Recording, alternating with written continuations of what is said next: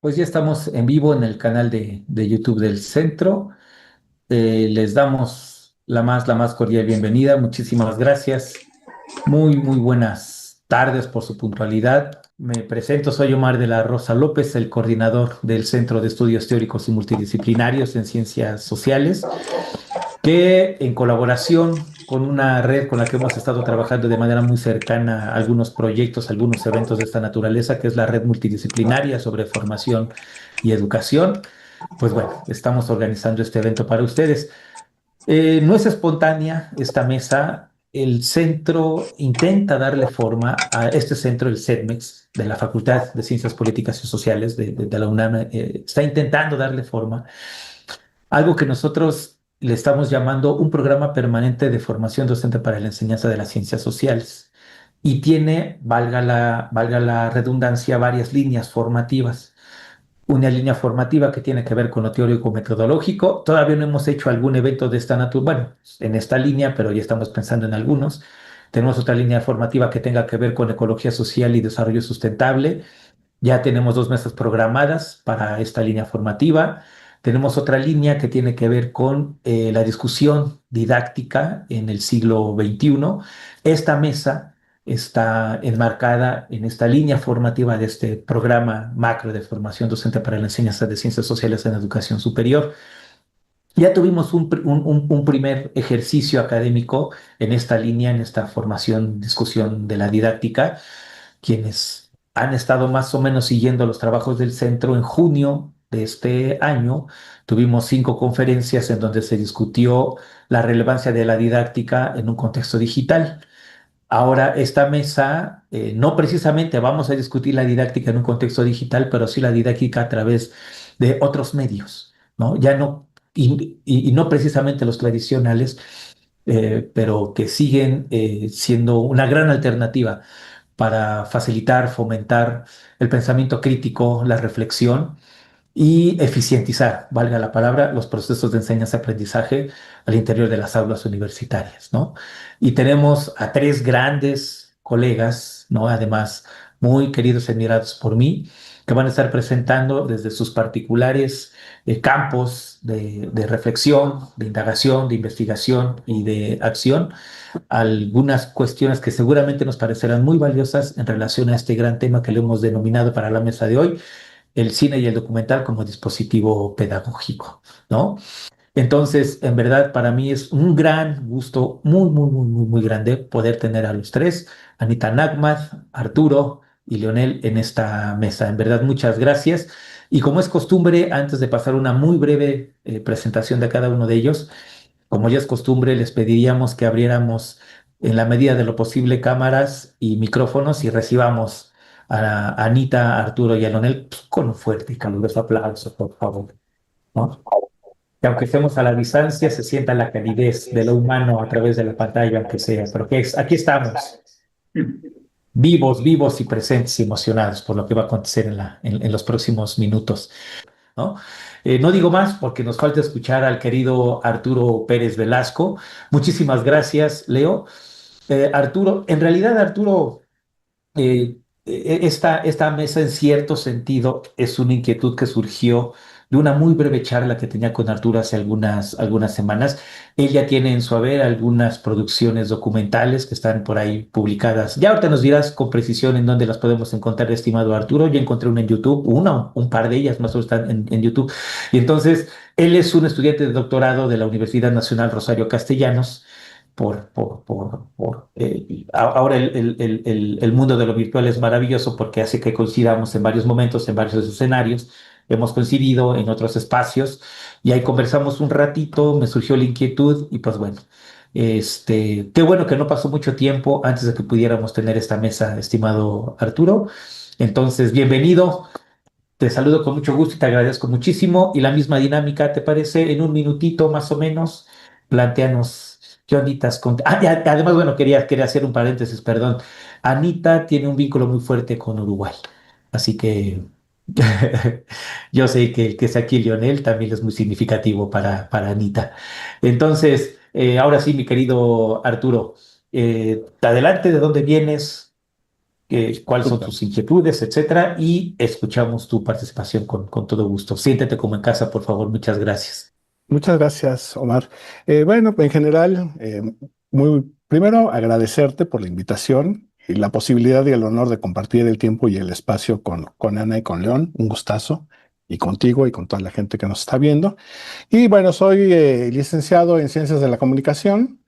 Luego hice una maestría en Ciencias Sociales y posteriormente acabé haciendo un doctorado en Sistemas Multimodales, ahí en Rosario Castellanos. Y bueno, me he dedicado a hacer cine documental desde hace algún tiempito. Ahorita más o menos voy a platicar sobre ello y estamos haciendo un trabajo de investigación sobre lo que vamos a denominar relato pedagógico transmedia, sobre también lo que voy a hablar en algún momentito. Y bueno, pues, si gustas, empezamos para ir como contando este cuento medio en desorden. Y si me lo permiten, así como homenaje a Wim Wenders, pues mi relato va a tener dos grandes partes, ¿no?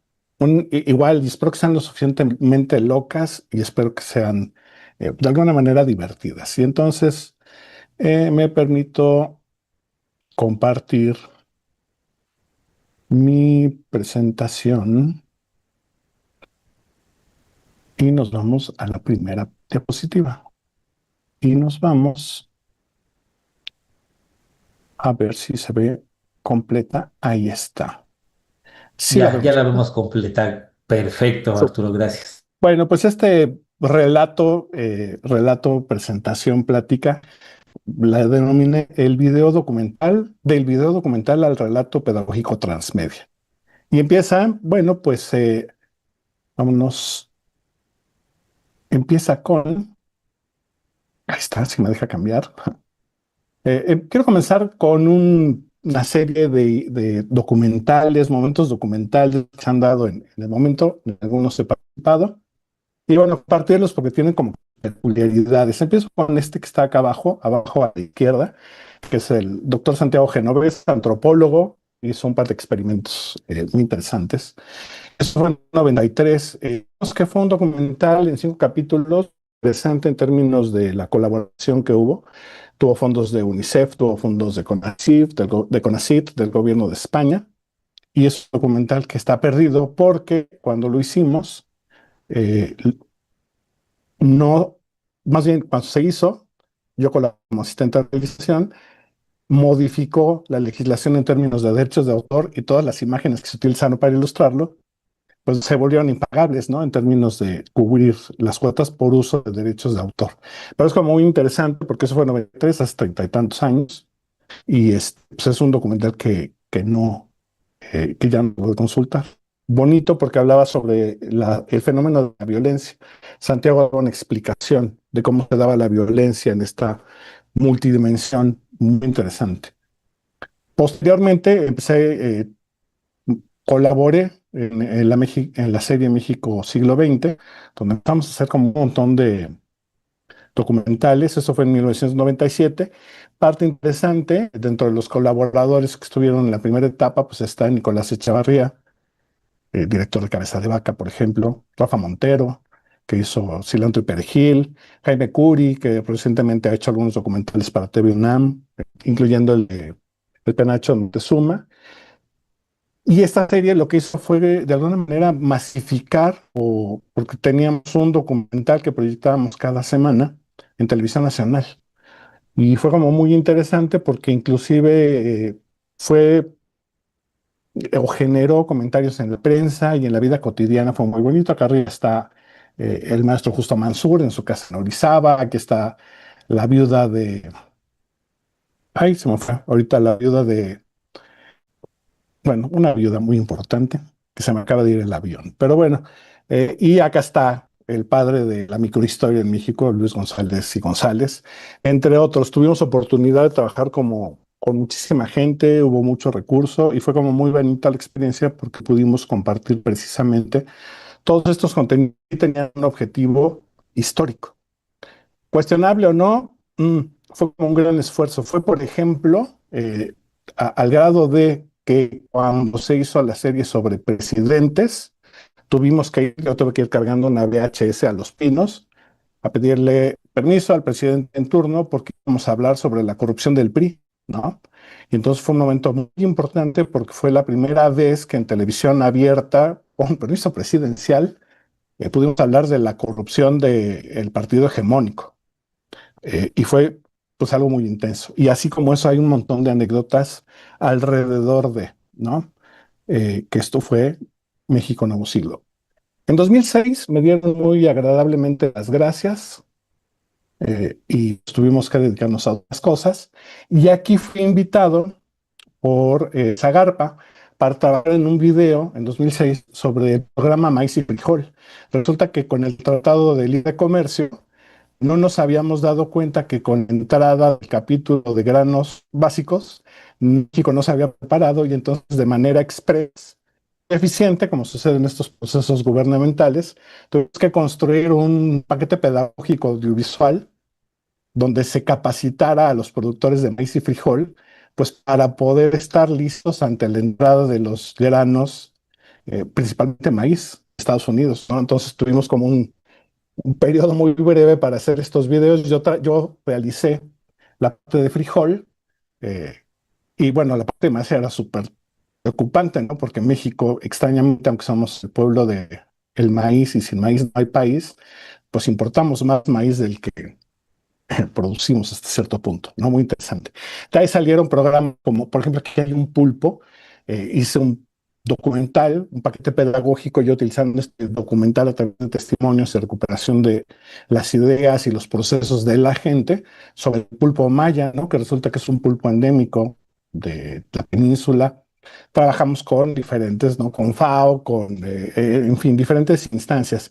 Y ese fue un momento muy interesante porque durante ese periodo a la maestra Angélica Macías, que está aquí abajo, y tenía una organización no gubernamental, una AC, Ucayilum, y me invitó, ella había estado trabajando en San Pablito, que ahí fue como el detonante para que nos conociéramos con Omar, que fue Los Señores del Monte.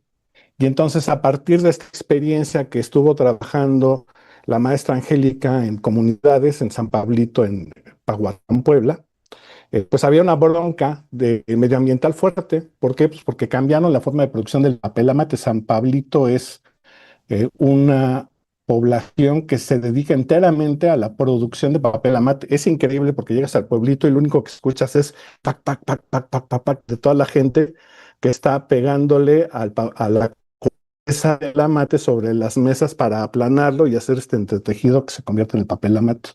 Muy bonito. Y todo fue a partir de la recuperación del trabajo que hizo la maestra Angélica con Ucayil Loom. De ahí empezamos otro proyecto que fue intervenir en la Reserva de la Biosfera de los Petenes. Ahí en la Reserva de la Biosfera de los Petenes empezamos a trabajar ya para 2007 y la idea, bueno, pues fue igual, a través de un apoyo de una farmacéutica, la de la pastillita azul. Pudimos hacer bueno, primero empezar una etapa intensa de diagnóstico, qué era lo que estaba pasando, y luego cómo íbamos a trabajar con la comunidad. Trabajamos en dos comunidades, Santa Cruz, Ex Hacienda y Tancuché principalmente. Posteriormente se integraron San Nicolás y Pucnachén. Y bueno, lo que descubrimos cuando llegamos en las primeras ocasiones es que, por ejemplo, las carreteras estaban llenas a los lados de residuos sólidos, principalmente plásticos, botellas de plástico. Y fue como que una de las cuestiones interesantes. Ahí lo que hicimos fue trabajar mucho en, pues, entender cómo estaba esta situación y a través de gestiones con diferentes instancias logramos que se donaran triciclos, logramos que una gente que compraba plástico les comprara los plásticos a las señoras y fue tan interesante el cambio que el gobernador de aquel entonces acabó por crear una ruta que le puso la ruta de los faros, que era ya una ruta turística porque ya había quedado todo el camino eh, desde Calquiní hasta Punta Arena, que es un camino muy bonito, muy, muy loco en medio de la selva. Pues había quedado perfectamente limpio. Resultado de que, bueno, pues hacíamos el diagnóstico, tomábamos las acciones, hacíamos el video y proyectábamos los videos.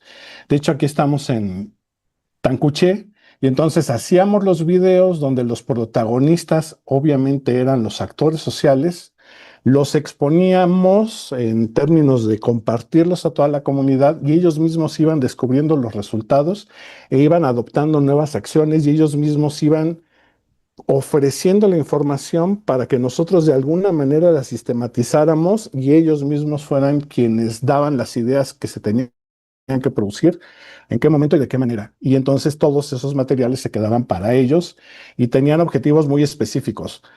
Trabajar sobre comida saludable, trabajar sobre, ese quedó a la mitad, porque ya después, bueno, cambió toda la situación política también y se perdió muchos apoyos, pero estábamos trabajando con bancos de germoplasma, ¿no? Para utilizar semillas inclusive como para trueque entre las diferentes comunidades. Hicimos cambios en hábitos alimenticios, ¿no?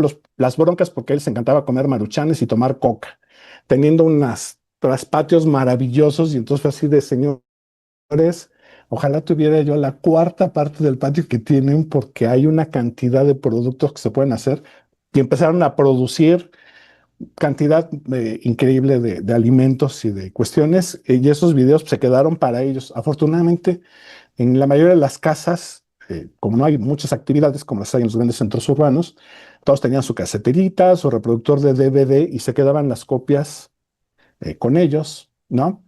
Ahí seguimos trabajando durante muchos años. En 2011, y esto es como anécdota interesante, trabajamos en las poblaciones de alrededor de circundantes al pico de Orizaba. Hicimos un documental que se llamó Sembrando Vida, que si se le suena como a un programa gubernamental estrella del 2008, del nuevo régimen, qué coincidencia, porque nosotros hablábamos de reforestar, de captar agua, y entonces sí, efectivamente, fue un privilegio que el programa lleva el nombre de nuestro documental. ¿Qué hicimos? Bueno, pues era recuperar la experiencia de cómo el último cuerpo con nieves perpetuas del país, que fue el Citlaltépetl, todavía era el último cuerpo con nieves perpetuas, pues se estaba empezando a recuperar agua a partir de acciones de los pobladores, creando tinas de agua, reforestando, etcétera. 2, 3 años después, desafortunadamente se deshieló la montaña y dejó de ser el último cuerpo con nieves perpetuas. Pero fue muy interesante porque a partir de otra organización, este se festivaleó, y una organización que tenía un festival que se llamaba Cine en el Campo, que es de estos festivales que desaparecieron cuando desaparecieron los apoyos, recorría todo el país con una caravana y entonces proyectaban. Y una cosa interesante fue que, por ejemplo, en Chenaló, que tienen una bronca impresionante por la deforestación y sobre todo por los tala árboles, eh, nos pidieron que regaláramos copias del documental porque, bueno, pues se hablaba sobre estrategias de trabajar y de recuperar, captar agua y reforestación. Un poquito más adelante trabajamos con Semarnat, con el Programa de Naciones Unidas para el Desarrollo y con otras instancias para construir un paquete pedagógico que hablaba aquí ya empezamos a meter más elementos porque metimos un libro, un cuaderno de trabajo, recuperamos y sistematizamos la información de los pobladores. Nosotros no llegábamos a dar ni soluciones ni las podíamos proponer porque pues, evidentemente teníamos todo el desconocimiento de la cuestión cultural, que para nosotros era indispensable entenderla. Y entonces todas las propuestas, todas las ideas y todo era producto de las discusiones y horas de trabajo con las comunidades y a partir de ello se iban creando tanto el cuaderno de trabajo como los videos, como microvideitos que luego empezaron a distribuir con los celulares y hasta micromensajitos que de repente hasta se podían compartir entre la gente de la comunidad.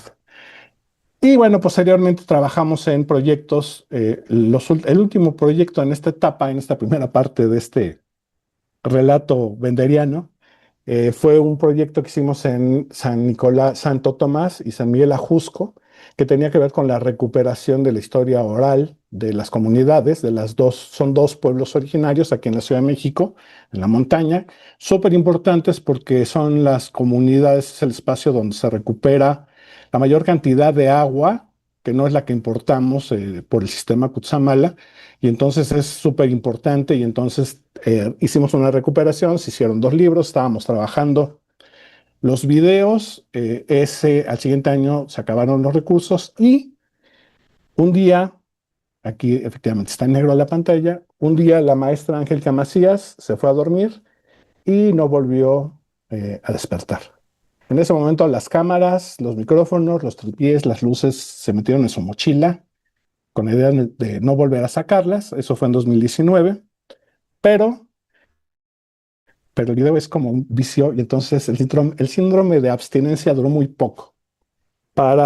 En el periodo de la pandemia, me invitó una amiga de toda la vida, Sandra Lucía Ruiz, de la organización Tejiendo un Sueño, que estaba trabajando con situaciones, con temas de violencia de género y estuvo haciendo una serie de proyectos. Entonces hicimos los videos para la capacitación para que, sobre todo, organizaciones de mujeres y mujeres violentadas contaran con herramientas para poder superar, para poder hacer algo al respecto. Cuando me invitó, pues evidentemente no podía decirle que no, es un tema que considero fundamental, que había sido abandonado por mucho tiempo, a la fecha sigue siendo como.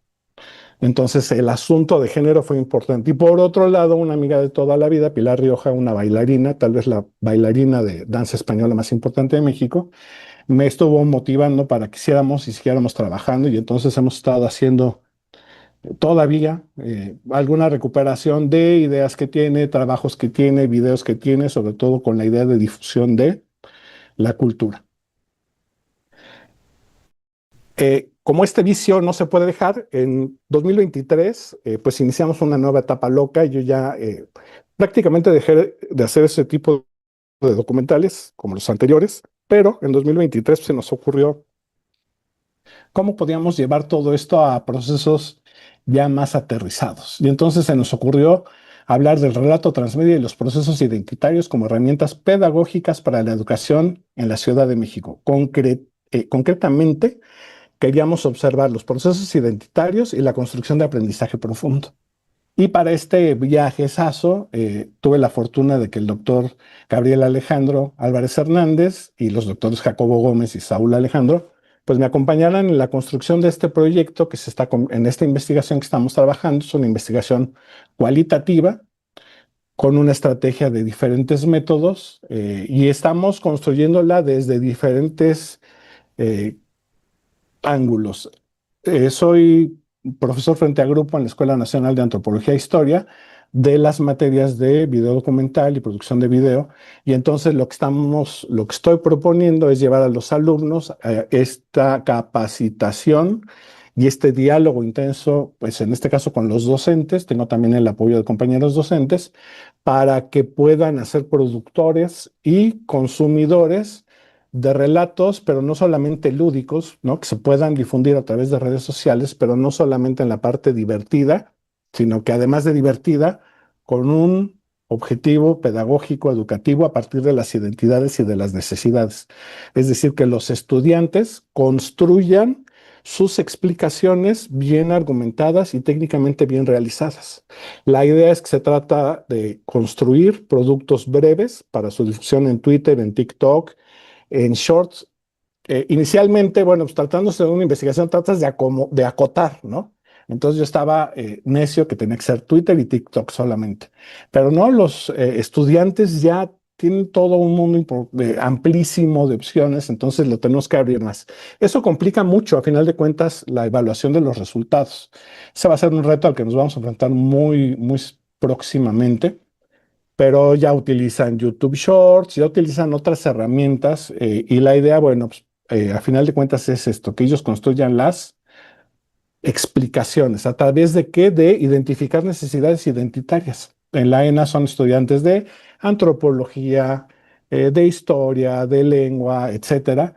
Y entonces tienen muy presente este elemento, son muy sensibles y inclusive hay muchos que vienen de pueblos originarios, entonces les da una riqueza muy padre, o de diferentes, ¿no? De diferentes identidades, lo que lo vuelve muy rico porque la gama de colores y la cantidad de productos que se pueden generar es maravilloso. Y entonces analizar este proceso de construcción y de aplicación y luego generar una estrategia, que también es en lo que estamos trabajando, para ver el potencial. ¿En qué nos estamos basando? Recuperamos la parte bonita de la posmodernidad. La posmodernidad por sí misma solo es un tema, ¿no? Hay quienes la aman, quienes la odian, como debe de ser, pero la parte de la posmodernidad que nos interesa es precisamente este cambio de los grandes relatos, cómo se destruyen los grandes relatos y entonces podemos hacer a partir de esta fragmentación y recuperando los procesos identitarios, hacer esta construcción de explicaciones personales,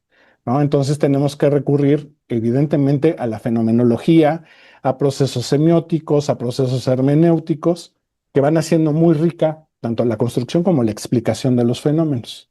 Otro de los elementos que consideramos súper importante es la ecología de medios, que es una teoría McLuhaniana, muy bonita, ¿no? Uno de los grandes, tal vez, bueno, va a sonar raro, pero tal vez uno de los grandes teóricos de la ecología de medios de habla hispana es Octavio Islas, que tuve la fortuna que fuera mi maestro en la universidad. Y entonces con Octavio y bueno, y desde McLuhan, pues nos habla precisamente de los prosumers, que son lo que comentaba al principio, los productores y consumidores de contenidos. ¿De qué contenidos? Bueno, pues lo que nos interesa es que sean precisamente contenidos educativos y que tengan este componente identitario y que además puedan construir este aprendizaje profundo. No el aprendizaje profundo de la inteligencia artificial, que es el deep learning, que tiene que ver cómo aprenden las inteligencias artificiales, sino cómo los estudiantes hacen este aprendizaje significativo que les da la explicación a sus cuestiones superpersonales. Y se vuelve muy rico porque estas explicaciones desde lo nuclear pues, se pueden aplicar a una serie muy amplia de otros procesos que utilizamos, narrativas transmedia. ¿Qué queremos hacer? En primer lugar, pues estarán los productos que se distribuirían a través de redes sociales, pero pues también hay que hacer un trabajo de investigación, mucho de lo que comentaba Leonel, ¿no? En términos de cuál es la metodología para construir un documental y entonces llevarlo también a un documento escrito y luego también hacer a partir de estos textos pequeñas adaptaciones para mandar mensajes, por ejemplo, de WhatsApp entre la comunidad para abordar temáticas de sus materias, por ejemplo. Los procesos identitarios que consideramos fundamental. ¿Por qué? Pues porque hay un montón de identidades, todas válidas, todas importantes y de las cuales podemos aprender muchísimo. Y obviamente, pues estamos hablando de un proceso constructivista donde los estudiantes estarán tomando las riendas de la construcción de estas explicaciones a partir de la apropiación de estas herramientas, a partir de un diálogo intenso con sus profesores, pues evidentemente a nosotros como docentes nos representa también un reto, que es también mucho lo que comentaba Ana, de cómo el docente también tiene que empezar a aprender a generar estas habilidades, tanto comunicativas como técnicas, como significativas, como semióticas, etcétera, para que los productos, pues efectivamente puedan cumplir con el objetivo que es construir explicaciones que generen aprendizaje profundo. En términos generales, bueno, pues hay algunas de las referencias de la última parte y bueno, todas estas son fotos de los estudiantes. Hemos estado trabajando ya durante un año, ya tenemos un montón de productos que están en la parte de pilotaje. Ahorita vamos a empezar ya con la parte ya de la aplicación a partir del aprendizaje que tuvimos con todos los productos generados durante un año. Y ahora sí viene como que la parte seria, pero bueno, hasta ahorita hemos observado resultados bastante positivos. Creo que vamos bien. No tengo idea cómo vamos a construir las herramientas de evaluación. Ya este será un pollito que nos echaremos más adelante, porque pues al incorporar cada vez más elementos, la explicación y la sistematización se volverá mucho más compleja. Y bueno, pues en general es un poquito de lo que quería compartir. Ya se me volvió loca la cámara.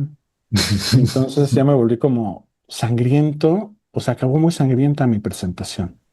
Pero bueno, ahorita cambio la cámara. Muchas gracias. Pues mira, lo que bien empieza, bien acaba, querido Arturo, y seguramente las satisfacciones serán muchas cuando Gracias. hagan el análisis y el recorrido de lo que has hecho con sus estudiantes. Yo encuentro ahí un acercamiento con la exposición de Leo, tú bien lo decías, este trato metodológico, ¿no? Cientificista, digámoslo así, en la producción de los materiales audiovisuales. Hay un reto, por supuesto, el cómo involucrar en una época de la ubicuidad, recuperar el TikTok con estos fines pedagógicos y esto de lo pedagógico me parece que también está muy presente. Esta idea que Anita planteaba al principio de cómo entender lo pedagógico, me parece que ha estado transversal a las tres participaciones. Porque yo coincido totalmente cuando habla que lo pedagógico es más allá de la eficientización del aprendizaje, sino tiene que ver con un trastocamiento de la conciencia, ¿no? Ahí está lo pedagógico y ahí es donde estamos hablando de formación, en los procesos de subjetivación de los sujetos, pues, ¿no? Entonces, lo que han presentado las tres, nuestros Anita, Arturo y Leo, me parece que están en esta misma línea. Yo tengo que disculparme porque dijimos ponencias de 20 minutos, pero pues ¿cómo ponerles tiempo a trabajos tan interesantes, caray? No, era una grosería solicitarle silencio cuando cada una de las propuestas es maravillosa, ¿no? Y digo esto porque tenemos unos minutitos, tal vez un poquito menos de lo que nosotros estábamos pensando dialogar, pero aún hay tiempo para el diálogo, que esto es fundamental, ¿no? Porque el cine documental es también una narrativa, es diálogo, es conversación, y como dirá Gadamer, a través de la conversación es como nos educamos. Entonces, pues bueno, conversemos un ratito, por supuesto, por favor. Estimado Arturo, pues por la hora nos tocarían reflexiones finales, querido Arturo, gracias. Pues muchas gracias, Omar, muchas gracias, Leonel y Ana, por sus experiencias. Yo creo que como parte de lo que propondría como una reflexión final, tiene que ver con la alfabetización audiovisual, así como hay una alfabetización tecnológica, así como aprendemos inclusive a comer sano, a comer saludable, pues hay que generar estos procesos de alfabetización audiovisual. ¿Qué tienen que ver con qué? Bueno, pues estamos viviendo en un mundo donde la forma en la que producimos y consumimos está cambiando. No hay forma de negarlo. ¿Está bien o está mal? ¿Quién sabe? Evidentemente, si lo viéramos desde la perspectiva de Humberto Eco como integrado, pues está bien porque va a llevarnos a otra cosa, ¿no? Los viejitos que hacíamos documentales de 2 horas antes, decimos, no, esto está terrible, se va a acabar el mundo. ¿Quién sabe? Va a evolucionar en otra cosa. Y entonces hay que empezar a entender que los procesos van a cambiar. Eventualmente, y sucederá sí o sí, estos productos largos, complejos, van a volverse como vintage y se van a volver a recuperar. Un ejemplo muy claro, en las escuelas privadas donde doy clases, si yo les pongo 5 minutos de Nanook o de el acorazado Potemkin, al minuto 2 ya hay alumnos aventándose por la ventana y otros tratando de escabullirse por debajo de las pupitres. Pero si estos documentales los comparto con mis alumnos de la ENA, pues se quedan maravillados, ¿no? Nanook es una maravilla, con todas las características que tienen, ¿no? Y entonces, bueno, también depende mucho de los públicos. Tendrá que ver con estas sensibilidades que vamos a ir descubriendo en los diferentes tipos de alumnos, ¿no? Y que también requiere este esfuerzo que hemos venido comentando del docente, por ir identificando estas áreas de oportunidad en donde podemos construir, por un lado, estas percepciones más complejas de imágenes, de relatos complejos, ricos, estéticos, explicativos, académicos, porque, bueno, es infinita la gama de posibilidades, pero se tiene que ir construyendo poco a poco y evidentemente entender que no todo es para todos, ¿no? Mis alumnos de publicidad, pues, nunca jamás en su vida van a ver Potemkin completo. No pasa nada. Se van a perder una película extraordinaria, pero no pasa nada porque su perfil, evidentemente a nivel cultural sí afecta un chorro, ¿no? No ver esas películas, pero tampoco en su perfil y en su proyección profesional va a haber una gran afectación. Pero va a haber otros alumnos que te van a pedir ese tipo de productos, ¿no? Ay, profe, ¿qué más me recomiendan? No, pues busca a Einstein, ay, busca a Bertov, ¿no? Que platicaba la maestra, la doctora Ana. Entonces, es bien bonito es observar esta complejidad, es ir identificando todas estas vías, todos estos canales que hay que ir abordando, que hay que ir disfrutando, que hay que ir interpretando, comprendiendo, y creo que la experiencia la podemos construir y de manera más rica y a la vez, pues, que pueda perdurar un poquito más en el tiempo. No, pues maravilloso, muchísimas gracias, en verdad, muchísimas gracias. Fue una mesa que ni se sintió, ¿no? En verdad, fue muy enriquecedora, muy bonita, muy amena, muy elocuente. Y pues nuevamente muchas gracias. No hay superlativo mayor al gracias, así es que les repito 1000 veces gracias, gracias, gracias por participar en este espacio. Leonel, querida Anita, querido Arturo, querido Leo, muchas, muchas gracias. Ya está el enlace en el chat de Zoom para que ustedes registren su asistencia. Todos nuestros eventos, si participan, pues bueno, ahí les estará llegando responden un breve formulario, algo así, un breve examen, ¿no? Y ya dicen, sí, hay algunas respuestas, y ya después les estará llegando su documento a sus correos electrónicos. Ya está el enlace, les repito, muchísimas gracias. Y de la misma forma en que nosotros recibimos a Leo, a Anita y a Arturo, pues les invito a que abramos otra vez micrófonos y cámaras en la medida de lo posible y con un muy caluroso aplauso, también los despidamos porque han hecho un ejercicio excepcional las tres ponencias. Muchas, muchas gracias. La B de Victoria de Bruno Claro, ¿no? Muchas gracias, Muchísimas. Omar, por el espacio. Esta noche ha estado mágica. Muchas Mágica. gracias. Exacto, ha estado mágico. Cómico, cómico, mágico, musical, diría Alberto Luchana, ¿no? Muchas, muchas gracias. Un abrazo, Anita, ya te agradecerá acá en persona. Leo, ojalá pronto nos encontremos en alguno de tantos escenarios. Y estimado Arturo, de la misma forma, ojalá pronto tenga la oportunidad de estrecharte en persona. Mil gracias, un abrazo, muy bonita noche, hasta la próxima. Muchas gracias, un abrazo.